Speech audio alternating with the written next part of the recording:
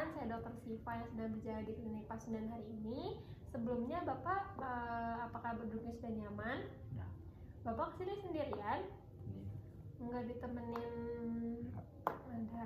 Soalnya nanti kalau ada pemeriksaan fisik, saya harus memanggil perawat untuk menemani saya ya Pak ya. Sebelumnya Bapak dengan Bapak siapa? Bapak Imam. Betul laki-laki apa ya? Tanggal lahir, tanggal lahir 19 Mei 2005. Berapa?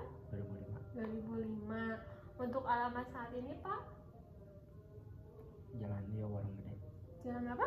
Rio Warung Gede. Jalan Rio Warung Gede. Baik, Bapak jadi kesini Bapak ada pengeluhan apa Pak? Sakit lutut. Sakit apa Pak? Lutut. Sakit lutut. Sebelah mana Pak sakit lututnya? Sebelah kiri. Lutut kiri apa ya, lokasinya di lutut kiri. Sudah berapa lama Pak sakitnya? Seminggu. Sudah 1 minggu. Sebelumnya udah pernah diobatin atau belum Pak? Diurut. Belum sama sekali. Diurut. Oh, sudah diurut ya Pak, namun tidak ada perkembangan sembuh. Untuk riwayat penyakit yang lainnya? Tidak ada. Tidak ada, tapi pernah sakit lutut juga sebelumnya? Belum pernah. Baik Bapak, jadi setelah saya lihat bahwa Bapak pernah sakit lutut sampai sekarang, namun Bapak sudah diurut ya Pak ya. Nah, nanti saya akan melakukan pemeriksaan ortopedi ya Pak ya, pemeriksaan fisik. Nanti Bapak akan dicek dari simetris enggak kaki Bapak kanan kirinya, atau ada pembengkakan dan sebagainya. Nanti akan diperiksa. Bapak boleh tiduran dengan tiduran yang enak. Nanti saya akan periksa. Apakah Bapak setuju Pak? Setuju ya Pak ya. Baik, Bapak silahkan untuk berbaring di tempat yang sudah saya sediakan.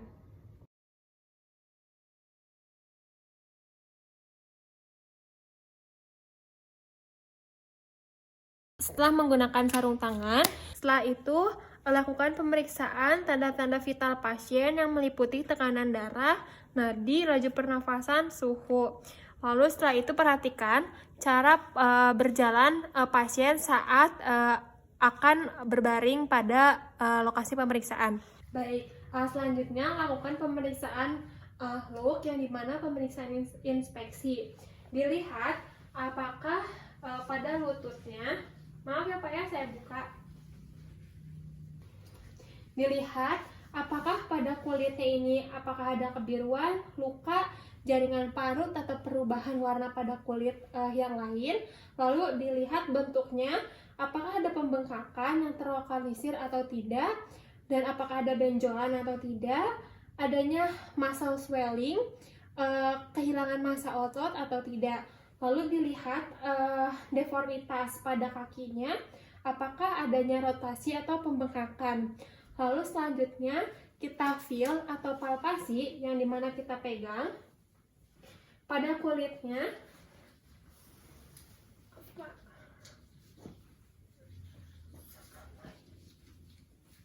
Dengan dipegang pada area kakinya ini, apakah terasa dingin atau hangat, apakah ada dingin yang asimetris, dan apakah ada nyeri tekan. Pak, sakit nggak Pak kalau dipegang gini? Ya.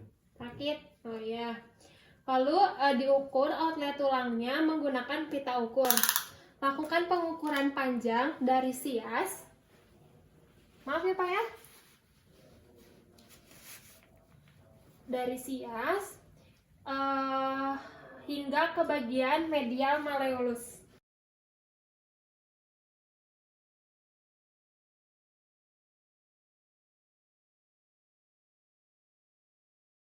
Lalu selanjutnya ukur pada kaki sebelahnya.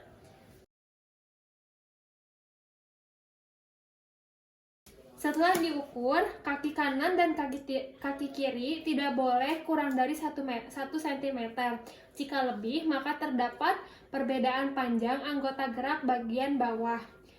Namun untuk pasien kali ini hasilnya sama, 90 cm kanan dan kiri. Lalu selanjutnya periksa efusi pada sendi. Apakah terdapat benjolan? dengan ukuran batas konsentrasi mobilitas nyeri tekan. Pak, sakit nggak Pak? Sakit. Sakit. Kalau lihat sebelah sini? Enggak. Baik, lanjutnya ada pemeriksaan pulsasi, di mana pemeriksaan pulsasi ini dicek apakah ada pulsasi pada arteri tibialis posterior,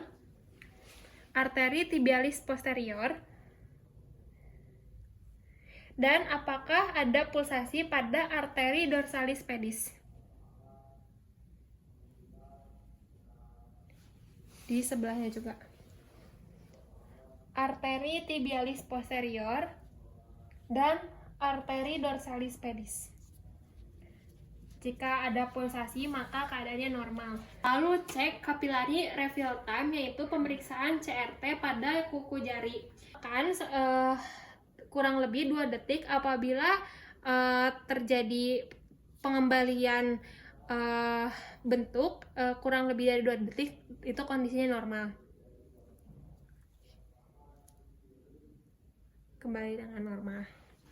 Lalu lakukan pemeriksaan sensasi dan bandingkan kedua sisi tubuh. Menggunakan sikat atau kapas yang disediakan, diperiksa ke kulit, ekstremitas yang terjadi cedera atau membandingkan dengan yang sehat. Pak, ini kerasa nggak Pak? Ada. Nggak kerasa Pak? Kalau yang ini Pak? Ada. Ada. Baik, selanjutnya pemeriksaan move. Minta pasien untuk gerakan ROM atau range of motion yang aktif. Pak, nanti saya suruh ke atas kakinya Bapak, kuat atau enggak ya Pak? Naikin Pak. Terus Pak. Kuat ya Pak ya? Nah, apabila pasien seperti tadi itu M5, karena kontraksi kuat dapat menahan resistensi yang diberikan normal. Apabila M0 itu tidak terdapat kontraksi, dia akan tetap seperti ini. Kalau misalnya M1 itu terdapat sedikit kontraksi namun tidak dapat menyebabkan pergerakan sendi. Lalu kalau M2 ini konsentrasi sangat lemah, hanya dapat menggerakkan anggota gerak ke kanan dan ke kiri. Nah, selanjutnya ada M3, konsentrasi lemah, dapat menghasilkan gerakan yang melawan gravitasi namun kemudian jatuh kembali. Lalu selanjutnya ada M4, dapat menghasilkan gerakan melawan gravitasi, dapat menahan resistensi beberapa lama kemudian jatuh. Naikin Pak. Nah, seperti itu. Lalu selanjutnya ada tes khusus yang dimana yang pertama ada anterior downward test, yang dimana posisikan lutut pasien sekitar 90 derajat, fleksi. Lalu selanjutnya pemeriksa berdiri depan lutut pasien yang akan diuji. Pak, gini Pak. Nah, 90 derajat. Lalu letakkan kedua sisi tangan Anda di sekitar lutut pasien. Tangan yang lebih dekat dengan pasien harus menahan bagian belakang betis.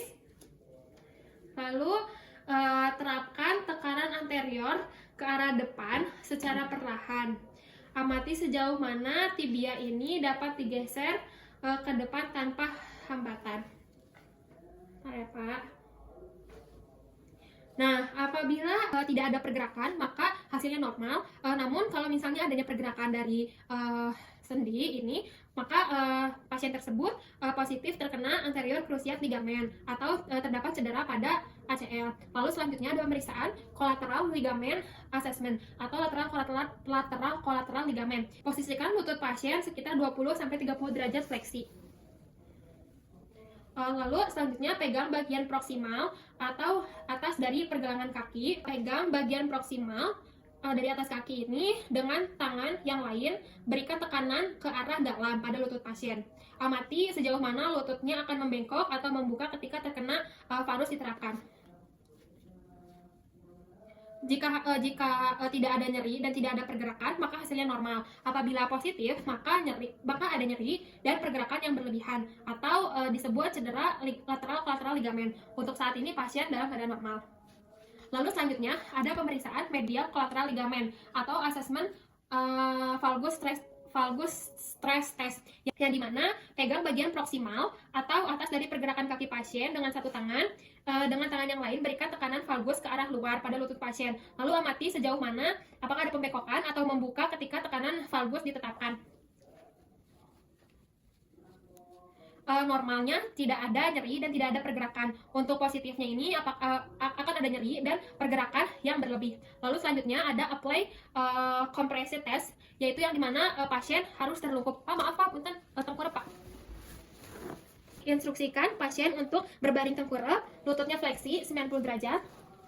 Setelah itu letakkan tangan pemeriksa di kaki dan menjaga kaki tetap di tempat.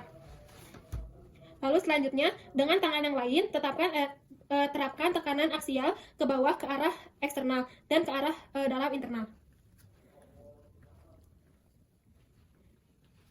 Hasilnya ini jika normal ini tidak terdapat nyeri, yang positif ini akan ada gangguan pada meniskus, terdapat nyeri, perbedaan gerakan atau geseran yang tidak normal. Lalu selanjutnya ada symptom test atau Thompson test untuk menilai ruptur tendon. Setelah pasien terlungkup atau berbaring miring dengan kaki yang akan diuji. Pak, agak munduran Pak. Terus, remas bagian betis otot gastrocnemius, maka akan ada kontraksi dan gaya tarik selanjutnya. Terjadi pengangkatan pada bagian telapak kaki. Kalau seperti ini normal. Akan adanya kontraksi. Maka normal ini kaki bergerak secara plantar fleksi, dan apabila tidak ada pergerakan pada tadi secara diremas, dia ada ruptur tendon Achilles atau tidak ada pergerakan karena hilangnya kontinuitas antara gastrocnemius dan kaki. Baik, telah selesai. Maka alhamdulillah pemeriksaannya telah selesai. Wassalamualaikum warahmatullahi wabarakatuh.